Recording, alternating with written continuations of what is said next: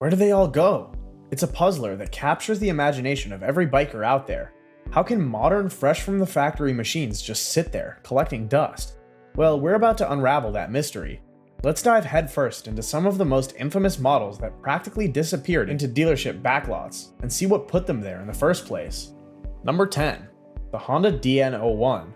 When you hear Honda, you think dependable, cutting edge, and often game-changing. But the Honda DN01, released around 2008, tested the waters in a way few saw coming. According to a feature on Motorcyclist Online in the late 2000s, Honda designed it to combine cruiser comfort, scooter-style automatic transmission, and a sport bike aesthetic. While that might sound brilliant on paper, the market never quite warmed up to its futuristic form or hefty price tag, often hovering near 15 grand. Billed as a crossover machine, the DN01 featured the human-friendly transmission, a continuously variable design that eliminated gear shifting. That alone was innovative, but many die-hard motorcyclists weren't ready to part with the clutch lever. Despite Honda's best intentions to expand the rider demographic, particularly aiming at older or less experienced enthusiasts, sales sputtered. By 2010, many brand new DN01s could still be found collecting dust. Some dealerships offered enormous discounts just to make them budge off the showroom floors. A small slice of two-wheeled history, the DN01 is still remembered for pushing boundaries. Critics have suggested it was ahead of its time, while others fault the odd styling and confused identity. In terms of cultural impact, it might have opened the door for today's wave of automatic motorcycles like Honda's own DCT-equipped models. Yet it remains an example of how radical innovation can linger unwanted if riders aren't ready for the leap. The Suzuki B-King burst onto the scene in 2007 as a naked muscle bike derived from the legendary Hayabusa engine. If that doesn't make a rider's heart pound, nothing will. However, its flashy look and bulky profile overshadowed the raw performance. According to Cycle World tests in 2007, the B-King boasted a 1340cc inline-4 with horsepower figures dancing around the 160 mark. Impressive indeed, but only if you loved the aesthetic.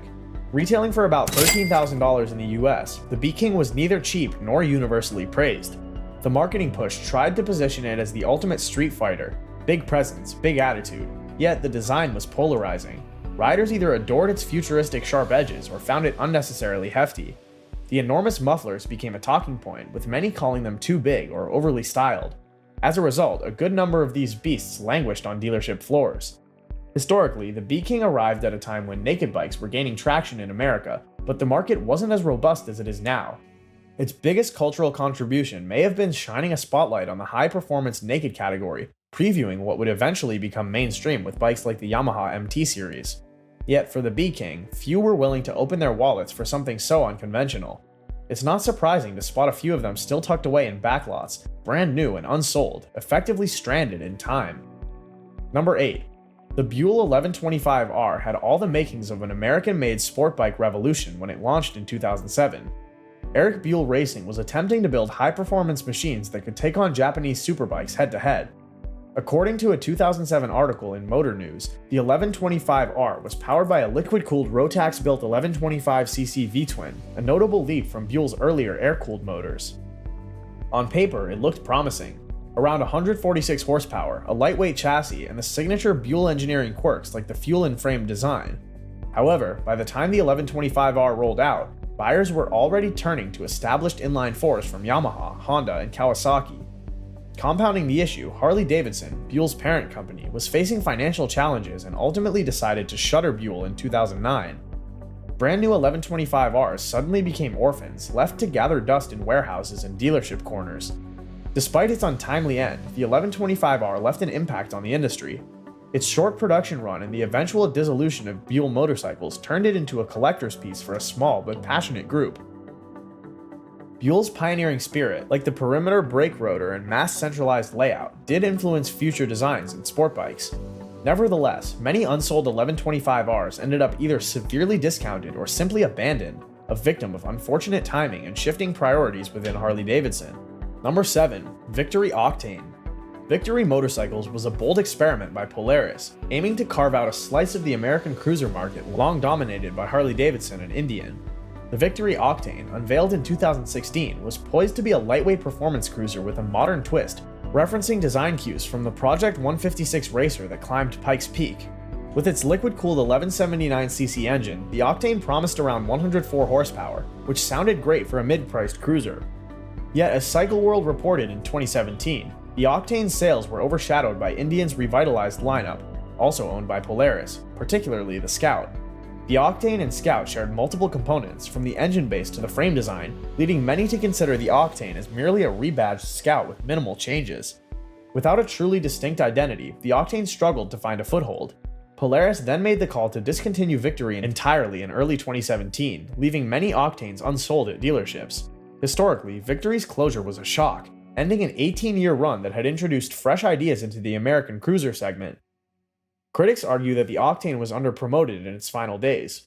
Today, the Octane holds a place as a what could have been scenario, underscoring the challenges of maintaining two overlapping brands. Several unsold units lingered in showrooms as Polaris phased out support. While you might still find one new in the crate somewhere, it stands as a reminder of how market timing can overshadow a bike's potential. Number 6. The Yamaha Star Raider was a sleek chopper-inspired cruiser introduced in 2008 under the Star Motorcycles sub-brand in the US. It had a massive 1854cc air-cooled V-twin, making it a torque monster. Reviewers like those at Motorcyclist initially praised it for blending custom chopper style with Yamaha reliability. With its 33-degree rake, low seat height, and classic cruiser stance, it certainly caught the eye. Yet, despite strong first impressions, sales eventually frizzled. One major factor was the rise in popularity of mid-sized and smaller displacement bikes. As time went on, economic uncertainties made riders cautious about buying large displacement cruisers with big price tags. Raider MSRPs started around 15 grand. Insurance costs and fuel considerations also played roles in steering folks toward more practical models. By the mid-2010s, you could find leftover Raiders in dealership inventory, often heavily discounted.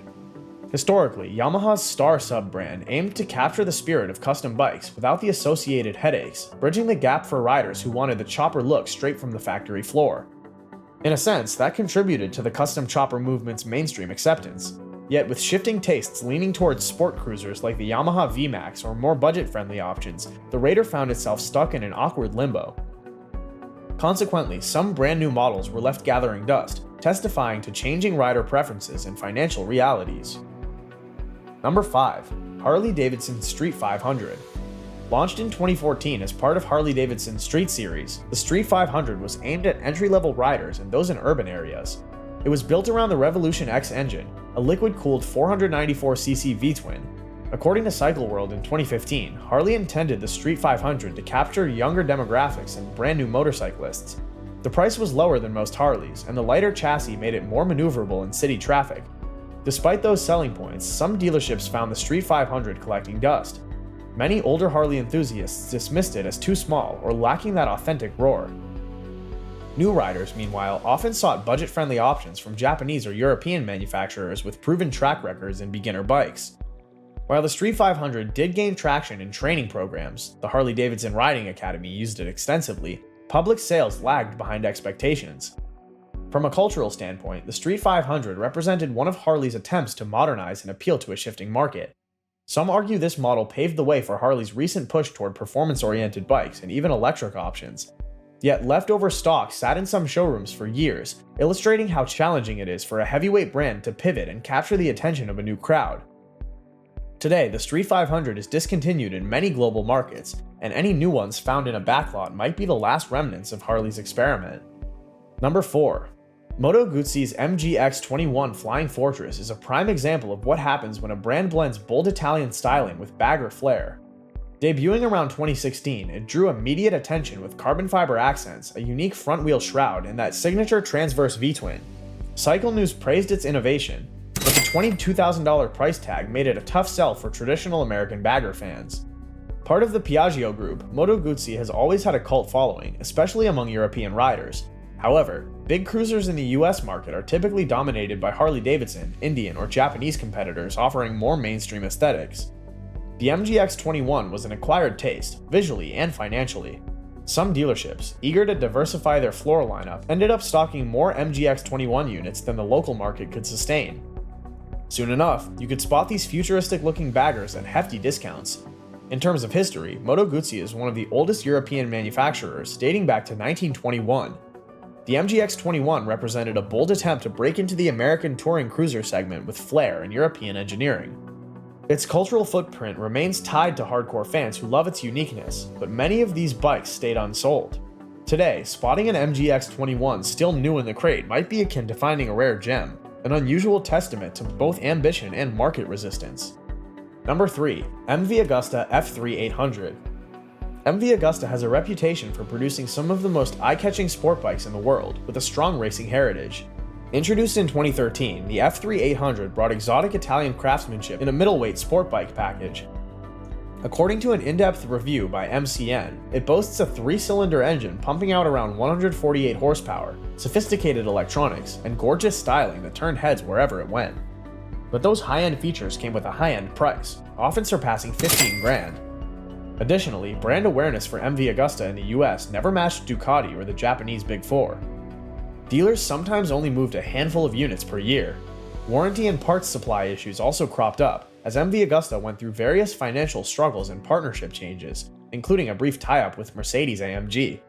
Consequently, some F3 800s lingered in showrooms or warehouses.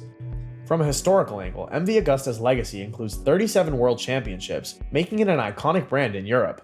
But the limited dealership network in the US restricted its mainstream adoption.